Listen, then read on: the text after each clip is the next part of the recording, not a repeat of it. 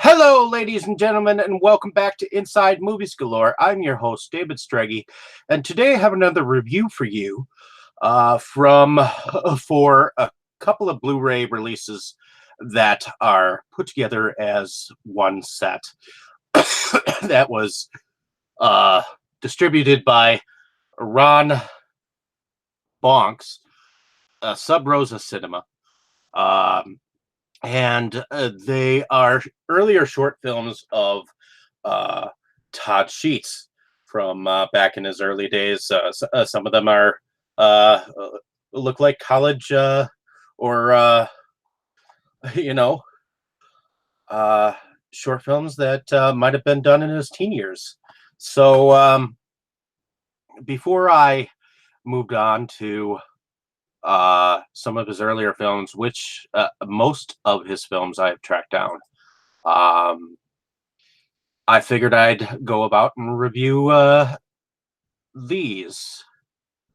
Most of his early work actually ended up thrown on 50 packs with Pendulum Pictures, which I believe was a spin-off of Mill Creek Entertainment at the time, which they were known for putting out films that were in public domain.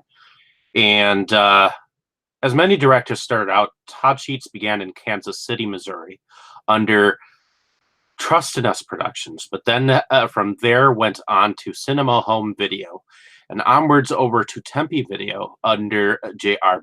Bookwater, as well as a Video Outlaw and Pop Cinema until J.R. decided to get out of the distribution and sold a few films of Todd's to Brain Damage Films, and from there they went on to the Pendulum Pictures 50 packs that I aforementioned.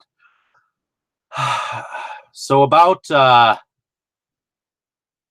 half a year ago now, I picked up a 2-volume Blu-ray set called Sheets of Gore. They were rather pricey. They ended up being roughly about $50 for both Blu-rays thereabouts. Once shipping and handling was involved in that, but I believe that they were worth it in the end. I'm not a fan of Blu-ray, nor would I recommend it for anyone for reasons of my own. I will personally not pick up a Blu-ray unless I have to. Number one, mainly because I didn't have a Blu-ray player at the time. I was going off of my significant other's player at the time, all this time, and I've never really needed one. It's like the public has forced me into a position where I have to buy Blu-ray because DVD may be going out of print. But I'm going to describe these films on these 2 volumes. So this is the first volume, and the first short film on the first volume. And spoiler alert, I often do spoil just a little bit, so bear with me. The first short film on here, on this particular volume, is called Blood of the Undead, which to me it looks like a group of 4 friends, and I'm not sure of their names, walk up to an abandoned building to investigate, as boys do. The thing you have to remember about Todd Sheets films is that they are all shot on video, which means that you will see tracking because of how old the video footage is. And you have to understand that this was when he was first beginning. So to me, there's a bit of a Goonies feel to the short film. As the tale moves on, the boys find a book and a knife, which was in the abandoned building, in which the boys speak of a maniac that once lived there. One of the boys gets cut by the knife, turns into the undead, and then one after the other tries to kill the rest. I'm not going to tell all of it, but there is a lone survivor there. It definitely gets his guts eaten, and a transformation of sorts, a puking green slime and beheading with a machete, which is pretty awesome, all to the tune of thrash metal. Uh, the second short film that is on here is called Gone But Not Forgotten. Um, we have two boys and a girl. One of them I overheard by the name of Robert walks out of a house explaining to each other that they overheard on the radio to seek shelter for some reason. So they go to the church, and the church is locked. And they walk around the corner to the other building, and two other kids who had turned into the undead stumble out of a storm cellar after them. Suddenly, there's more than just those two zombies. As it seems, the rest of the town has been turned into the undead, and we watch as each friend is run down and mutilated. Uh, the third film on this volume one, again, um, here is the cover, and it looks like there's actually some pictures on the back, so I don't know if you can see them or whatnot, but in any case, the third short film on this volume is called Got a Quarter. In here, a skinny ass bum who has a bottle of possible liquor is standing around and talking to himself when another bum walks up and asks for a swig of his drink. The skinny ass bum, who looks quite like the Scarecrow of Oz, hands him the bottle and begins to talk about the good old days while the other bum runs off with his bottle. In a comical effort to chase after the bum that stole his bottle, the Scarecrow looks like looking like bum runs into a payphone, which is kind of funny as payphones seem non-existent these days. The bum who stole the bottle eventually shares the drink with a few other bum buddies, but begins to melt with whatever substance that he drank. Sometime in between this, a scientist and his assistant were walking outside near a lab where his assistant dropped some kind of radioactive chemical that can destroy the world. Meanwhile, another bum stole the scarecrow-looking bum's cigarettes from him, and still another bum is murdered from behind. So I'm not sure exactly what's going on here, except for the fact that the short film reminds me a lot of Street Trash in a way. In the fourth film on this particular volume, it's called Sanguinary Desires. In here, a group of young people have been cordially invited just to spend the night with a master, played by David Byerly, either an illusionist or master or something. But in any case, they're supposed to spend the night to win $10,000. Well, the master has an assistant that kind of reminds me of Renfield just a little bit, and the only person I can figure out a name of is Frankie, and she gets lured to the young master only to get embraced and bitten, as it appears that the young people are among a race of blood-sucking vampires. In the next short film that is on this volume, and I believe that Todd Sheets is using the same area of streets that was used in Got a Quarter, we have a brother by the name of Edwin, and this one is called Edwin Parker. Edwin is played by Mike Post, who also played the scarecrow-looking bum in Got a Quarter. The short begins with a young man being chased down by another with a machete, which I believe is the escaped brother. On the other hand, Edwin's brother, played by Darren Holt, who also played the master's assistant in Sanguine Desires, kind of reminded me of Renfield as well, as playing the young kid in The Blood of the Undead, who got cut by a knife and turned into a zombie, is searching for his brother while a group of people are waiting for a bus. Followed by a very interesting scene where Edwin jumps down from above and chases down several women as he continues to tear an entire skin of a breast clean off. Not to mention a brain moving on its own and its own splatter. In a short film called The Unwanted, which is part of the Blood of the Undead, a short film series, as I believe that there are 4 films related to each other. The film begins with a young kid, and I believe that he is running into a tunnel, and followed by some kind of demonic force or spiritual, whichever you want to take it as. Next, we are taking him to a room where a group of friends are playing ping pong. We find out that the young kid's name is John as he bursts into the room.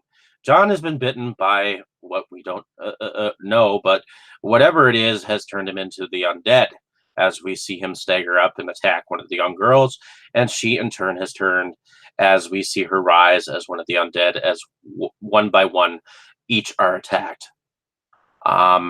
So those are the films that are in the first volume.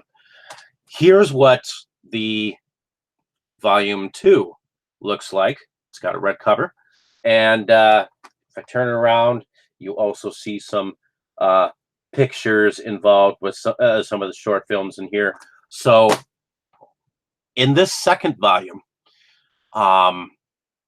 and I believe that we are in the second volume. I believe that these were made just for fun with a bunch of friends. They weren't entirely trying to be serious, and yet the subject matter was definitely serious enough that they wanted to get together to shoot this stuff on film. So yes, there was obviously some bad acting, and because it was the 80s and it was shot on video, the audio isn't entirely the greatest, but I can tell that this group of people had fun while they were making these films together, and I believe that these short films showcase a lot of where Todd Sheets first began. If I had to choose a favorite out of the first volume, I would have to say Edwin Parker. For some reason, that ending with the moving brain was just comical to me, and I like Mike Porter's acting in here. Moving on to the volume 2, in the first short film called The Evil of 1327, 2 young boys go to retrieve some props from an abandoned haunted house where they run into a bit of an infestation of some reanimated corpses, and in the course of trying to fight them off, they mistake one another in the end as becoming one of them. In the second short film on this film, you actually do not see a title page. So I actually ended up having to ask Todd Sheets himself what the name of this short film was, and it actually ended up being Dead Things, which is, in fact, the name of a longer film that he had done. So this was the short film that started it, and then he built his feature Dead Things around this short film. In this short film, we have a father and son duo, being a couple of hillbillies coming from what looks like a broken down cottage of some sort, as the father tells the son that there's some city folks that killed his baby brother. Meanwhile, a group of young people with mental health issues is on a hike in the woods that this father and son consider their property. When they don't leave entirely right away, the somewhat deaf son chases down one of the young boys in the group, and him and his daddy tie up the boy and chop off his legs. When the group realizes that they are missing a member, one by one, they go after him, but against hammers and axes, bats, they don't have it. Is a futile fight. Ultimately, the last surviving female of the group is chosen to bring up their inbred cannibal baby. In the third short film on this volume, it's called The Land of Shadows, which I don't know if I mentioned this before. The director, Todd Sheets, actually created Extreme Entertainment at one point in time, and this is his company. It was called Trustinus Productions originally, but this is what his company eventually became. And this short film is tagged as a sword and sorcery fan film. In the beginning of this film, we have a man with a cloak and a sword who is traveling along the road, and something attacks him, where he has to throw his cloak to the ground and fight. In a way, this is a little bit of a romance, and the first time that Sheets delves into the werewolf realm of film. Um, Jenny has just broken up with her boyfriend and is on her way to a friend's place when she starts having a headache and runs into the cloaked figure that we see in the beginning. The cloaked man, who is played by Troy Alexander, and Jenny start to travel the road together as he tells her about the Woodshire wolf that is roaming the forest, as well as his ancient dark magical foe that he is after. Two other young boys in strange dress end up walking into this fantasy world in which it seems to be some kind of alter reality, which kind of goes back to the choose your own adventure type of stories. The cloaked swordsman does eventually have a fight with the magician with the crystal that could help Jenny return to her world. Since Jenny's life was saved by the cloaked swordsman, she wanted to do him a favor and have him return what's her with her to her world. But the werewolf that has been chasing after them followed them into her world, or into the world that was to become theirs. Granted, the sorcerer was wearing a graduation robe. I thought that this was put on rather well. Um, so that was starring Jenny Knoll, Troy Alexander, Tom Berg, Mike Post, Robert Herman, and David McIntyre. And this is I believe this is the fourth film on the volume 2. This is called The Blood of the Undead, the final chapter. In here, a group of 4 kids, and it almost looks like this film was filmed before the first Blood of the Undead. For Darren Host, a young man that has been in many of these films, seems rather young in this short film. But the group runs into another young man who is a zombie who chases after them with a chainsaw in the same house in which the other group of boys in Blood of the Undead had been. So it is the same location. I give Sheets props for this one, as the boys in here that are filmed are much younger in age, and it does just seem that they are just having fun. Ultimately, the kids have to kill each other, and there isn't much gore as there was makeup in this film. What I want to say about the second volume as well as the first volume, which was funny, as it may seem like they may end up on a single DVD next, which not all of them did actually, which I just found that out not too long ago. So getting this set was actually a good thing, because not all of the short films ended up on the single DVD that came out shortly after. I enjoyed watching these earlier films. I understand that these weren't really made for anyone's critical eye. These were made out of love of the horror genre and created amongst friends, which ultimately led Todd Sheets down his path towards being one of the second generations of Gore godfathers, which we can put him right alongside Herschel Gordon Lewis, may he rest in peace. Many of these films were filmed in the 80s. I figure if you enjoy films of this nature, and you want to seek these films out, you, the viewer, can figure out for yourself what years these short films were from. There were things that were enjoyable about each of the short films, and there were things that were laughable. But in the end, you have to think about how it was at that point in time, what kind of budget that they were on, and what kind of fun that they were actually enjoying doing these films. Sheets never thought that there would be any interest in any of his early work, and I believe that there is. I believe that it shows some of his growth into becoming the director that he has become. My biggest problem with the Blu-ray set is one of the films, like I said, wasn't titled, and I believe that it should have had a title card for it to let us know what the name of the short film was. And just for all of you out there, it was the Dead Things short film that eventually became a feature. So, in any case, hopefully you enjoyed my description of this Blu-ray 2-disc set. And if you like my description, check out some of my other reviews. I don't think I do a bad job My only thing is I don't know how to do all that editing crap. So I just bare bones my reviews. And if you don't like it, move on. But if you have watched this review, thanks for listening. Have a great day, evening, or morning, wherever you are. And I appreciate the traffic, whoever you are listening. Have a great day and